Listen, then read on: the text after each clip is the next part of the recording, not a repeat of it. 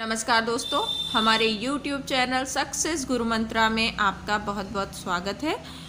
दोस्तों, सबसे पहले तो मैं माफ़ी चाहूँगी कि कुछ ऐसे रीज़न्स हैं जिनकी वजह से मैं आपको लगातार वीडियोस नहीं प्रोवाइड कर पा रही हूँ और कुछ दिनों अभी ये क्रम जारी रह सकता है, लेकिन आगे मैं आपके लिए इतनी व्यवस्था करने की या इस तरह के वीडियोस और इस तरह की क्लासेस लाने के लिए सोच रही हूँ कि आपको कहीं भी हिंदी की तैयारी के लिए भटकना ना पड़े और आपकी सारी तैयारी मेरे द्वारा ही हो जाए। आज की वीडियो में हम बात करेंगे काव्य दोषों की।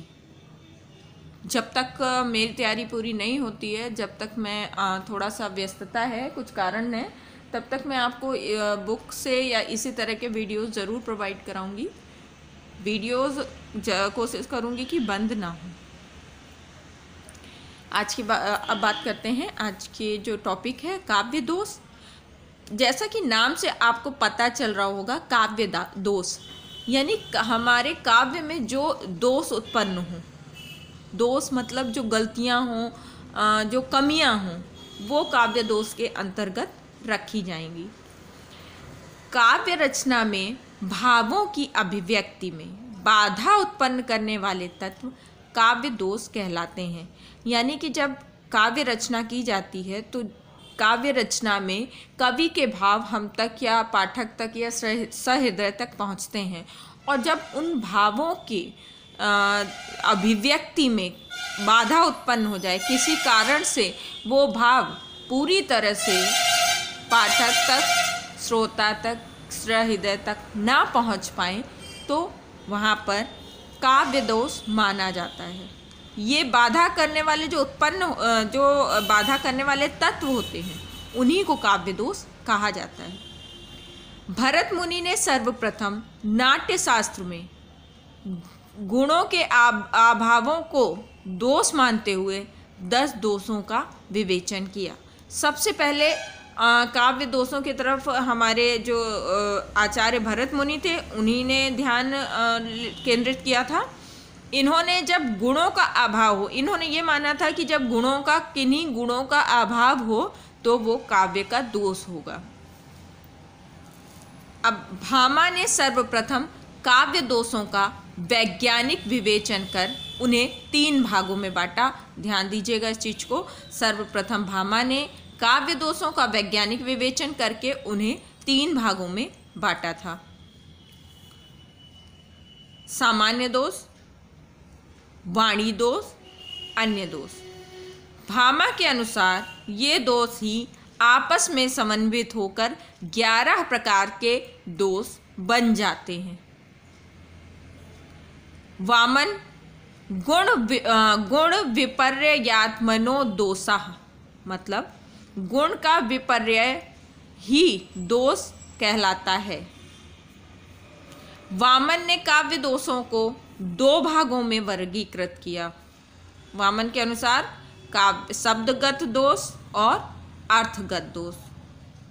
आपने भरत मुनि का पढ़ा, भामा का पढ़ा, वामन का। मम्मट ने काव्य दोष के 3 प्रकार माने। ये आप याद रखिएगा। मम्मट ने काव्य दोष के 3 प्रकार माने हैं: शब्द दोष, रस दोष और अर्थ दोष। मम्मट के अनुसार रसापकर्षा दोषा, यानी विश्वनाथ के अनुसार रसापकर्षा दोषा, यानी रसों का अपकर्ष ही दोष है। ये विश्वनाथ जी ने कहा था। ये तो हमने जाना कि किन आचार्यों ने काव्य के दोषों की संख्या क्या बताई है, उनके अनुसार काव्य दोष क्या थे। ठीक है, अब हम बात करते हैं काव्य दोषों की। काव्य दोष 3 प्रकार के होते हैं: शब्द दोष, वाक्य दोष, अर्थ दोष। 4 प्रकार के होते हैं: शब्द दोष, काव्य दोष, अर्थ दोष और रस दोष। अब बात करते हैं शब्द दोषों की। शब्द दोषों में जो सबसे पहले दोष होता है वो होता है श्रुति कटुत्व दोष। कई बार पढ़ने में उच्चारण में कभी कभी गड़बड़ हो जाती है। श्रुति कटुत्व दोष श्रुति माने होता है सुनने में, कटुत्व माने जो कड़वा लगे, ऐसा दोष सुनने में जो अच्छा ना लगे कानों को, वो आएगा श्रुति कटुत्व दोष के अंतर्गत। जैसे श्रृंगार, करुण, शांत जैसे रसों में अगर कठोर वर्णों या शब्दों का प्रयोग किया जाता है तो वो बिल्कुल भी सुनने में अच्छा नहीं लगता है। इसे ही श्रुति कटुत्व दोष कहा जाता है, क्योंकि जो श्रृंगार, करुण और शांत रस हैं इसमें माधुर्य गुण प्रधान होता है और इसमें कोमल शब्दों का, कोमल वर्णों का प्रयोग ज़्यादा उचित समझा जाता है। इनमें कठोर वर्ण, जो कठोर मतलब जो जिनकी ध्वनि कर्कश हो, उनका प्रयोग नहीं किया जाना चाहिए। अगर ये प्रयोग किया जाता है तो ये श्रुति कटुत्व दोष के अंतर्गत आता है। जैसे सरस सुकोमल हरित अवनी पर खड़े झाड़ खंखाड़ घने। अब यहाँ पे मैंने ये अंडरलाइन कर दिया है, खड़े झाड़ खंखाड़। अब यहाँ पर ये जो वर्ण प्रयुक्त हुए हैं ये सब कठोर वर्णों के अंतर्गत आते हैं, इसलिए इसमें श्रुति कटुत्व दोष उत्पन्न हो रहा है। दूसरा दोष है च्युत संस्कार दोष।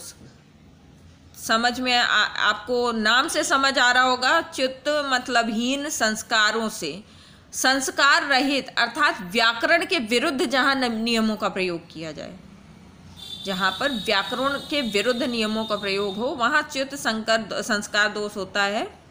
जैसे मरम वचन जब सीता बोला, हरि प्रेरित लक्ष्मण मन डोला। अब सीता के लिए यहाँ बोली शब्द का प्रयोग होना चाहिए था, ये व्याकरण की दृष्टि से बोला गलत है। सिर्फ यहाँ पर इसको लय मिलाने के लिए यहाँ पे बोली को बोला कर दिया गया है। इस तरह के जो व्याकरण संबंधी दोष होते हैं वो च्युत संस्कार दोष के अंतर्गत गिने जाते हैं। अब तीसरे प्रकार का जो दोष होता है वो होता है ग्राम्यत्व दोष।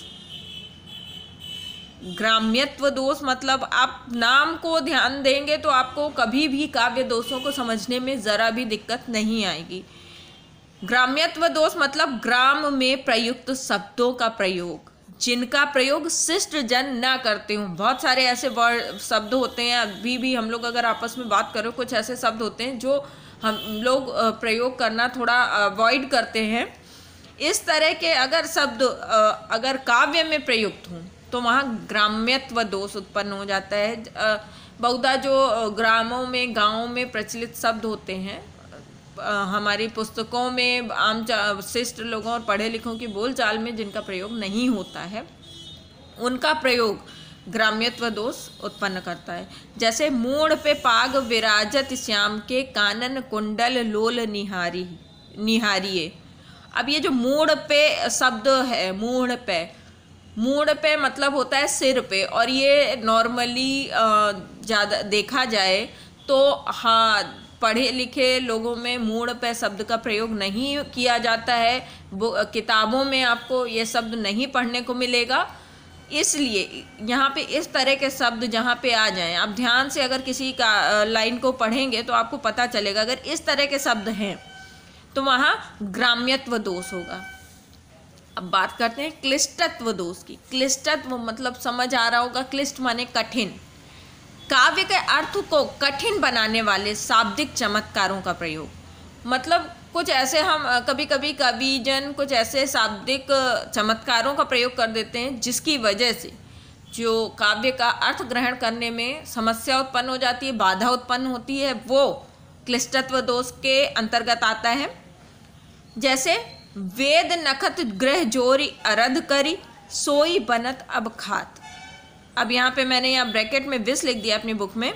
वेद नखत ग्रह जोरी यानी कि जितने वेद हैं, नक्षत्र हैं और ग्रह हैं, उनको जोड़ लें, और इनको जोड़ेंगे तो कितना आएगा 40।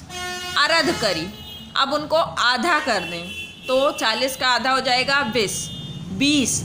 और 20 को इन्होंने यहाँ पे सिर्फ एक 20 शब्द लेने के लिए ये लाइन दी है कि वेद नक्षत्र ग्रह को जोड़कर और उनको आधा कर ले, तब जो बनेगा सोई बनत अब खात। अब मुझसे वही खाने का मन हो रहा है, या वही खाने की इच्छा हो रही है, या वही खाना मुझे लग रहा है कि उसी को खा लूँ। विष शब्द के लिए ये जो शाब्दिक चमत्कार उत्पन्न करने के लिए ये जो विष शब्द की व्याख्या की गई है, इस तरह की व्याख्या क्लिष्टत्व दोष के अंतर्गत आती हैं। अब अश्लीलत्व दोष, नाम से समझ आ रहा होगा, कविता में घृणास्पद, अमंगल सूचक या लज्जाजनक शब्दों का प्रयोग नहीं किया जाना चाहिए। जहाँ पर इस तरह के शब्दों का प्रयोग हो वहाँ अश्लीलत्व दोष उत्पन्न होता है। उदाहरण, लिंगार्चन के हेतु जा रहा कौन वहाँ। यहाँ पर लिंगार्चन शिव जी के लिंग की पूजा से है, लेकिन यहाँ पर इस शब्द के प्रयोग से अश्लीलत्व दोष उत्पन्न हो रहा है।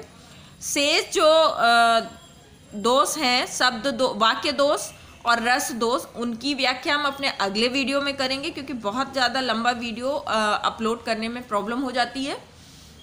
अगर आपको हमारा ये वीडियो अच्छा लगा हो तो इसको प्लीज़ लाइक कर दीजिएगा और सब्सक्राइब करना मत भूलिए हमारे चैनल को, क्योंकि आगे चल के आपको हिंदी की बहुत महत्वपूर्ण जानकारियाँ हमारे चैनल से प्राप्त होंगी और ये हमेशा आपकी मदद करने की कोशिश करता रहेगा। जो भी आपको कमी लगे या जो भी हो, आपको और कुछ ऐड कराना हो, वो प्लीज़ कमेंट बॉक्स में बताते रहिएगा।